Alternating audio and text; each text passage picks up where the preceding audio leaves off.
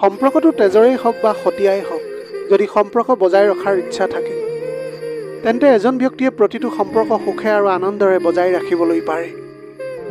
মোৰ ল'ৰাটো এতিয়া অসুস্থ আছিল। তাৰ ঔষধৰ বাবে মোৰ হাতত পৰ্যাপ্ত ধন নাছিল। মই কাৰোবাৰ পৰা 1000 টকা ধাৰলৈ লৈছিলোঁ আৰু টকাখিনি লৈ মই প্ৰথমে ভাবিছিলোঁ যে শিশুটিক ডাক্তৰৰ ওচৰলৈ লৈ যাওঁ। কিন্তু তাৰ পিছত আকৌ ভাবিলোঁ, যদি ঔষধে খালী পেটত কাম নকৰে তেন্তে খালী পেটত ঔষধ খালে কোনো কাম নকৰিব। এতিয়া মোৰ হাতত মাত্ৰ 1000 টকা আছিল, যাৰ সহায়ত মই শিশুটিক খুৱাবও লাগিব আৰু লগতে তাৰ ঔষধৰ ব্যৱস্থাও কৰিব লাগিব। প্ৰথমতে ল'ৰা ছোৱালীকেইটাৰ কথা ভাবি বজাৰলৈ গৈ শাক পাচলি বিক্ৰেতাৰ পৰা শাক পাচলি কিনিলোঁ আৰু ভয় ভয়কৈ মই 500 টকীয়া নোট এখন দিলোঁ। কিন্তু পাচলি বেপাৰীজনে মোক 450 টকা ঘূৰাই দিলে। যেতিয়া মই ঘৰলৈ আহি টকাখিনি গণি আছিলোঁ, মই ভাবিছিলোঁ যে মোৰ হাতত বহুত টকা আছে, কাৰণ তেওঁৰ ভুল হৈছে। মোৰ মনটোৱে কৈছিল যে তেওঁ বহুত দুখীয়া মানুহ আৰু মই উভতি গৈ তেওঁক টকাখিনি দি আহোঁগৈ। কিন্তু মোৰ মগজুৱে কৈছিল যে হয়তো এইটো ভগৱানৰ ইচ্ছা আছিল। এতিয়া মই প্ৰথমতে গৈ শিশুটিৰ বাবে ঔষধ লৈ আহি তাক খুৱাই দিলোঁ। এতিয়া এনেকৈ মোৰ হাতত কিছু টকা বাকী থাকিল। ৰাতিপুৱা মই গৈ তেওঁক বাকী থকা টকাখিনি দিম আৰু যদি কম হয় তেন্তে মই তেওঁক ক'ম যে মই পিছত তোমাক দিম। তেওঁ মান্তি হ'ব বুলি মই নিশ্চিত আছিলোঁ। মই জানিছিলোঁ যে ইয়াত পাচলি বিক্ৰেতাজনৰ কোনো দোষ নাছিল, কিন্তু হয়তো মোৰেই দোষ আছিল। দেউতা এজন সম্পূৰ্ণৰূপে মদাহী আছিল আৰু মায়ে মানুহৰ ঘৰত কাম কৰিছিল। মোৰ দেউতাই মোৰ ডাঙৰ বাইদেউক যোৱাত হেৰুৱাইছিল, যাৰ বাবে আমি দুয়োজনী ভনীয়ে ইজনী সিজনীৰ পৰা বিচ্ছিন্ন হৈ পৰিছিলোঁ। মই মোৰ দেউতাৰ পৰা সদায় পলাই ফুৰিবলৈ বহুত চেষ্টা কৰিছিলোঁ, কিন্তু দুৰ্ভাগ্যক জানো কোনোবাই এৰাই চলিব পাৰে? মই 16 বছৰ সম্পূৰ্ণ হওঁতে দেউতাই মোক জুৱা খেলত হেৰুৱাইছিল আৰু তাৰ পিছত ময়ো বিয়া হৈ আহিছিলোঁ দেউতাৰ দৰে এজন মানুহৰ ঘৰলৈ। ময়ো এতিয়া মানুহৰ ঘৰত কাম কৰিছিলোঁ, কিন্তু তেওঁ মোৰ পৰা উপাৰ্জনৰ টকাখিনি কাঢ়ি লৈছিল। মোৰ 3টা সন্তান আছিল আৰু মই খুব আনন্দিত হৈ পৰিছিলোঁ। ছোৱালী হ'লে হয়তো চাগে দেউতাকে মোৰ দৰে বিক্ৰী কৰিলেহেঁতেন। কেতিয়াবা কেতিয়াবা কেইবা সপ্তাহো মোৰ স্বামী ঘৰলৈ নাহে। যেতিয়া ঘৰলৈ আহে, যি মূল্যৱান বস্তু দেখে সেইবোৰ তুলি লৈ বিক্ৰী কৰি দিয়ে আৰু যদি একোৱেই নাপায় তেন্তে মোক মাৰপিট কৰিবলৈ ধৰিছিল। যদি মোৰ সন্তানে মোক বচাবলৈ চেষ্টা কৰিছিল তেন্তে সিহঁতকো মাৰপিট কৰিছিল। মই মাত্ৰ এটা সকাহ পালোঁ যে ঘৰটো মোৰ নিজৰ আছিল আৰু তেওঁ বিক্ৰী কৰিব পৰা নাছিল, কাৰণ শহুৰ দেউতাই বিয়াৰ পিছত ঘৰটো মোৰ নামত কৰি দিছিল, কাৰণ পুতেকৰ মতিগতিবিলাক তেওঁ দেখিছিল। আজি সৰু ল'ৰাটোৰ বেমাৰৰ বাবে আজি মই এজন ভাল মানুহক ঠগিলোঁ আৰু এই কথাটোৱে মোক শান্তি দিয়া নাছিল। কিছু দিনৰ পিছত যেতিয়া মোৰ ল'ৰাটোৰ স্বাস্থ্য ভাল হ'ল আৰু মই দৰমহা পালোঁ, তেতিয়া মই ভাবিলোঁ যে সেই পাচলি বিক্ৰেতাৰ ঋণ পৰিশোধ কৰিব লাগিব আৰু মোক কিছু শাক পাচলিও লগা আছিল। সকলো ভাবি এতিয়া বজাৰলৈ গ'লোঁ, কিন্তু মোক দেখাৰ পিছতো বেপাৰীজনে মোক আওকাণ কৰিলে আৰু বাকী গ্ৰাহকক পাচলি দিবলৈ ধৰিছিল। তেওঁৰ মনোভাৱত এতিয়া মই বৰ আচৰিত হৈ পৰিছিলোঁ। পাছত ভাবিলোঁ যে হয়তো তেওঁ মোক আওকাণ কৰিছে, কাৰণ তেওঁ ভাবিছিল যে তেওঁ সকলোৰে লগত লেনদেন কৰি মোৰ লগত কথা পাতিব। কিন্তু মই এই শাক পাচলি বিক্ৰেতাজনৰ ওচৰলৈ টকা দিবলৈহে আহিছিলোঁ। গতিকে মই মনে মনে থিয় হৈ থাকিলোঁ। সকলোৰে সৈতে লেনদেন কৰাৰ পিছত তেওঁ মোৰ ফালে চাই সুধিলে, কি লাগিব আপোনাক? মই তেতিয়া ক'লোঁ যে আপুনি যোৱাবাৰ মোক বেছি টকা ঘূৰাই দিছিল। কিন্তু তেওঁ মোক কথা আওকাণ কৰি সুধিবলৈ ধৰিলে যে এতিয়া আপোনাক কি লাগিব? মই এতিয়া তেওঁৰ পৰা শাক পাচলি লোৱাত তেওঁ ওজন কৰিবলৈ ধৰিলে। তাৰপিছত মই তেওঁক সুধিলোঁ যে কিমান টকা হ'ল, আৰু মই তেওঁৰ মুখলৈ চাবলৈ ধৰিছিলোঁ। তেতিয়া তেওঁ মোক যি কথা ক'লে শুনি মই থতমত খালোঁ। তেওঁ মোৰ পৰা মাত্ৰ 50 টকাহে বিচাৰিছে। মই ভাবিছিলোঁ যে তেওঁৰ কিবা এটা ভুল হৈছে, গতিকে মই 500 টকীয়া নোট এখন উলিয়াই দিলোঁ, কিন্তু তেওঁ মাত্ৰ 50 টকা কৰ্তন কৰি বাকী 450 টকা ঘূৰাই দিলে। মই এতিয়া আচৰিত হৈ ঘৰলৈ উভতিছিলোঁ আৰু তাৰ পিছত সেইটো দৈনন্দিন কামত পৰিণত হৈছিল। যেতিয়াই মই সেই শাক পাচলি বিক্ৰেতাৰ দোকানলৈ গৈছিলোঁ, তেতিয়াই তেওঁ মোৰ পৰা মাত্ৰ 50 টকা ৰাখিছিল। কেতিয়াবা কেতিয়াবা শাক পাচলিৰ দাম 200 টকাৰ পৰা 300 টকা হৈছিলগৈ, কিন্তু তেওঁ মোৰ পৰা মাত্ৰ 50 টকাহে লৈছিল, তাতকৈ অধিক লোৱা নাছিল আৰু সদায় সকলো গ্ৰাহক যোৱাৰ বাবে অপেক্ষা কৰিছিল। এতিয়া তেওঁ মোক মাত্ৰ 50 টকাত ইমানবোৰ শাক পাচলি দিছে। প্ৰথমা অৱস্থাত মই এইবোৰ বৰ আচহুৱা যেন পাইছিলোঁ। যেতিয়া শাক পাচলিৰ বাবে টকা সঞ্চয় কৰি মোৰ বহুত প্ৰয়োজন পূৰণ কৰিবলৈ পাৰিছিলোঁ, তেতিয়া ময়ো তেওঁৰ দোকানলৈ সদায় শাক পাচলি কিনিবলৈ যাবলৈ ধৰিলোঁ। তেওঁ মোৰ পৰা মাত্ৰ 50 টকাহে লৈছিল আৰু ভাল ভাল শাক পাচলিবিলাক দিছিল। এতিয়া এনেকৈ সদায় বজাৰ কৰি কৰি যিখিনি টকা গোট খাইছিল সেই টকাৰে এতিয়া মই ডাঙৰ ল'ৰাটোক বিদ্যালয়ত নামভৰ্তি কৰাই দিলোঁ।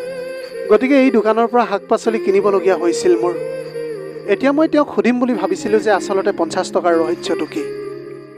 এতিয়া প্ৰতিটো প্ৰশ্নৰ উত্তৰ কেৱল শাক পাচলি বিক্ৰেতাজনৰ হাতত আছিল, যদিও মই তেওঁৰ লগত কথা পতাৰ সুযোগ পোৱা নাছিলোঁ। এদিন মই কাম কৰা ঘৰখনত ডাঙৰ পাৰ্টি এটা হৈছিল। বাইদেৱে তেতিয়া মোক বজাৰৰ পৰা শাক পাচলি আনিবলৈ ক'লে। মই তেতিয়া লাহে লাহে সেই দোকানখনৰ ফালে আগবাঢ়িবলৈ ধৰিছিলোঁ। মই এতিয়া ভাবিছিলোঁ যে আজি মোক বহুতখিনি পাচলিৰ প্ৰয়োজন হ'ব। ইয়াৰ মূল্য নিশ্চয় 2000 পৰা 3000 টকা হ'ব। মই তেতিয়া মনতে ভাবিলোঁ যে আজি বেপাৰীজনে কি কৰিব। মই এতিয়া পাচলি উঠাবলৈ ধৰিলোঁ আৰু তেওঁ মোৰ ফালে আচৰিত হৈ চাই আছিল। তেওঁ এতিয়া মনে মনে সকলো পাচলি ওজন কৰি দিলে। মই তেওঁক 5000 টকা উলিয়াই দিলোঁ, কাৰণ মোক মালিকনীয়ে 5000 টকা দিছিল। কিন্তু তেওঁ মাত্ৰ 50 টকা ৰাখি বাকী টকাখিনি মোক ঘূৰাই দিছিল। মই তেওঁক ক'লোঁ যে এই শাক পাচলি মই মোৰ মালিকনীৰ ঘৰৰ বাবে লৈছোঁ। তেতিয়া তেওঁৰ মুখত এটা হাঁহি ওলাই আহিছিল আৰু সকলো শাক পাচলিৰ টকা কৰ্তন কৰি মোক 2000 টকা ঘূৰাই দিছিল। গতিকে মই নিশ্চিত হ'লোঁ যে তেওঁ কেৱল মোকহে কম দামত শাক পাচলিখিনি দিছিল। এতিয়া তেওঁৰ দোকানত গ্ৰাহকৰ ভিৰ থকাৰ বাবে মই কথাটো সুধিবলৈ নোৱাৰিছিলোঁ। এনেকৈ দুদিনমান তেওঁৰ দোকানলৈ যাবলৈ সময় নাপালোঁ। কিছু দিনৰ পিছত তেওঁৰ দোকানলৈ যাওঁতে তেওঁৰ লগত এজন ল'ৰা উপস্থিত আছিল আৰু তেওঁ সেই সদায়ৰ দৰে 50 টকাতে মোক শাক পাচলি দিছিল। মই এতিয়া আচৰিত হ'লোঁ। যেতিয়া ল'ৰাটোও মোক সকলো শাক পাচলি 50 টকাতে দিছিল, তেতিয়া মই ল'ৰাটোক মোৰ পৰা মাত্ৰ 50 টকা কিয় ল'লে বুলি সোধাত ল'ৰাজনে ক'লে যে তেওঁ নিজেও বুজিব পৰা নাই যে তেওঁৰ দোকানৰ মালিকে তেওঁক এই কথা কিয় কৈ গৈছিল।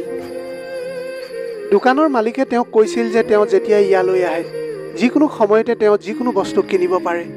আজিও মই শাক পাচলি লৈছিলোঁ, ইয়াৰ দাম প্ৰায় 300 টকামান হ'ব, কিন্তু তেওঁ মোৰ পৰা মাত্ৰ 50 টকাহে লৈছিল। এতিয়া মই বৰ বেছি আচৰিত হৈ পৰিবলৈ ধৰিছিলোঁ। মই এতিয়া বিমূৰত পৰিলোঁ আৰু ময়ো মোৰ প্ৰশ্নৰ উত্তৰ বিচাৰিছিলোঁ। এতিয়া এই কথাটোৱে মোৰ বাবে বৰ অসম্ভৱ যেন লাগিছিল। এতিয়া মোৰ ল'ৰাটো স্কুললৈ যাবলৈ আৰম্ভ কৰিছিল আৰু মই এটা ভাল ভৱিষ্যতৰ আশা দেখি আহিছিলোঁ। আৰু এই সকলোবোৰ সম্ভৱ হৈছিল কেৱল শাক পাচলিৰ দাম কম হোৱাৰ বাবে, কাৰণ তাৰ আগতে মই কেৱল মোৰ ল'ৰা ছোৱালীৰ বাবে দিনটোত দুবাৰকৈ খাদ্য যোগান ধৰাৰ কথা ভাবিছিলোঁ। এতিয়া মই কিছু আশা দেখিছিলোঁ যে মোৰ ল'ৰা ছোৱালীয়ে শিক্ষিত হোৱাৰ পিছত কোনোবা ঠাইত উপনীত হ'বগৈ আৰু হয়তো মোৰ অপমানেৰে ভৰা জীৱনটো এতিয়া শেষ হ'ব। এদিন মই কামৰ পৰা সন্ধিয়া দেৰিকৈ আহিছিলোঁ, গতিকে মই শাক পাচলি কিনিবলৈ দেৰিকৈ গ'লোঁ। সেইটো সময়ত শাক পাচলি বিক্ৰেতাজন নিজেই দোকানত বহি আছিল আৰু মই যোৱাৰ লগে লগে কোনো গ্ৰাহক নাছিল তাত। মই তেতিয়া তেওঁক ক'লোঁ যে আপুনি সদায় সদায় 50 টকাত মোক শাক পাচলি দিয়ে যে, ইয়াৰ কাৰণটো কি হ'ব পাৰে বাৰু? এইদৰে সদায় সদায় কিয় মোক আপুনি সহায় কৰে? তেতিয়া তেওঁ লগে লগে ক'লে যে কওকচোন, ইয়াৰ পৰা মই কিবা এটা সহায়ক হ'ব পাৰিছোঁনে? তাৰপিছত মই তেওঁক ক'লোঁ যে মই মোৰ ল'ৰা দুটাক স্কুলত ভৰ্তি কৰি দিছোঁ আৰু ঘৰৰ বহু সৰু সৰু বস্তুও লৈছোঁ আৰু মোৰ স্বামীৰ দৃষ্টিৰ পৰা আঁতৰত ৰাখিছোঁ। তেওঁ তেতিয়া ক'লে যে মই মাথো আপোনাক সহায় কৰিবলৈ বিচাৰিছোঁ। আজিলৈকে মই আপোনাক ভুল দৃষ্টিৰে চোৱাও নাই আৰু আপুনিও এই কথা জানে। মোৰ উদ্দেশ্য কেৱল আপোনাক সহায় কৰা আছিল। এতিয়া মোৰ প্ৰশ্নটো আছিল যে যদি তেওঁ মোক সহায় কৰিবলৈ বিচাৰে তেন্তে ইয়াত বহুত মানুহ আছিল যাক সহায়ৰ প্ৰয়োজন আছে। যেতিয়া মই তেওঁক প্ৰশ্নটো সুধিলোঁ তেতিয়া তেওঁ নাৰ্ভাছ হৈ কান্দিবলৈ ধৰিছিল আৰু ক'লে যে আপোনাৰ প্ৰশ্নৰ উত্তৰ মোৰ হাতত আছে, কিন্তু মই দিবলৈ নিবিচাৰোঁ। যেতিয়া মই তেওঁক মোৰ প্ৰশ্নৰ উত্তৰ দিব লাগে বুলি ক'লোঁ, নহ'লে মই আপোনাৰ পৰা শাক পাচলি কিনিবলৈ নাহিম আৰু। তেতিয়া তেওঁ বিচলিত হৈ মোক প্ৰতিশ্ৰুতি দিলে যে মোৰ সকলো প্ৰশ্নৰ উত্তৰ তেওঁ দিব, কিন্তু মই সদায় তেওঁৰ দোকানৰ পৰা শাক পাচলি কিনিবলৈ আহিব লাগিব। এতিয়া ময়ো তেওঁক প্ৰতিশ্ৰুতি দিলোঁ। কাইলৈ সন্ধিয়াৰ পিছত তেওঁৰ ঘৰলৈ যাবলৈ ক'লে আৰু তেওঁ মোৰ সকলো প্ৰশ্নৰ উত্তৰ দিব, কিন্তু মই তেওঁৰ ঘৰলৈ যাবলৈ মন নগ'ল।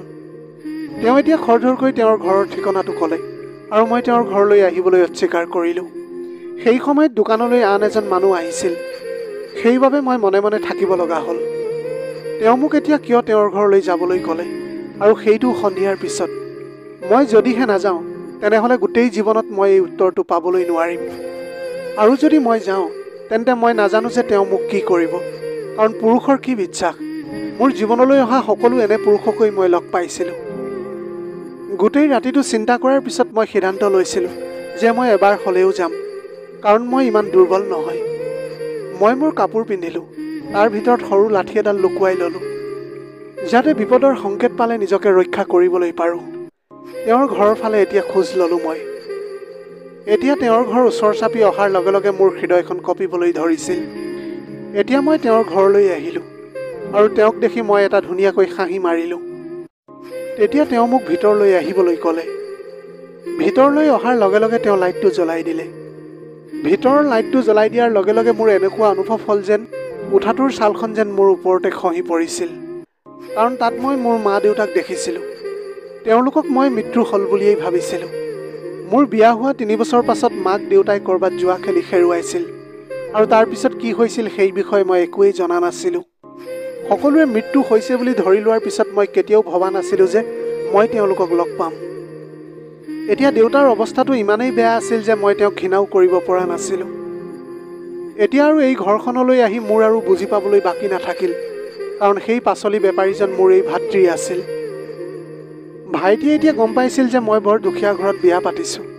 সেইকাৰণে সদায় সি মোক সহায় কৰিবলৈ 50 টকাতে চব্জি দি আহিছিল। যদি তেওঁ মোক ফ্ৰীতে শাক পাচলি দিলেহেঁতেন তেন্তে হয়তো মই পিছদিনা তেওঁৰ দোকানলৈ নগ'লোহেঁতেন। কাৰণ মই প্ৰথম অৱস্থাত ভাবিছিলোঁ যে তেওঁ ভুলতে টকা ঘূৰাই দিছে, কিন্তু সেই টকাৰে যেতিয়া মোৰ ঘৰৰ প্ৰয়োজন পূৰণ হ'বলৈ ধৰিলে মই নিজেই যাবলৈ আৰম্ভ কৰিলোঁ তাৰ দোকানৰ ফালে। এতিয়া এনেকৈ এইটো আছিল এজন দুখীয়া ভাইটিৰ বেচেৰী ভনীয়েকক সহায় কৰাৰ প্ৰয়াস। প্ৰিয় দৰ্শক, এয়াই আছিল আজিৰ কাহিনীৰ ভাগ। আজিৰ ভিডিঅ'টি কেনেকুৱা লাগিলে জনাব। যদি ভাল লাগিল তেনেহ'লে লগৰ বন্ধু বান্ধৱীসকলৰ মাজত শ্বেয়াৰ কৰিবলৈ নাপাহৰিব। আপোনালোকৰ গোটেই জীৱনটো হাঁহিৰে উপচি পৰক। পাৰিলে দুখীয়াজনক অলপ সহায় কৰিবলৈ চেষ্টা কৰিব। আপোনালোকৰ অকণমান সঁহাৰিয়ে যদি কোনোবা এজন দুখীয়াৰ জীৱনটো সলনি কৰিবলৈ পাৰে, তাতকৈ পুণ্যৰ কাম আৰু এই পৃথিৱীত একোৱেই হ'ব নোৱাৰে। Have a nice day.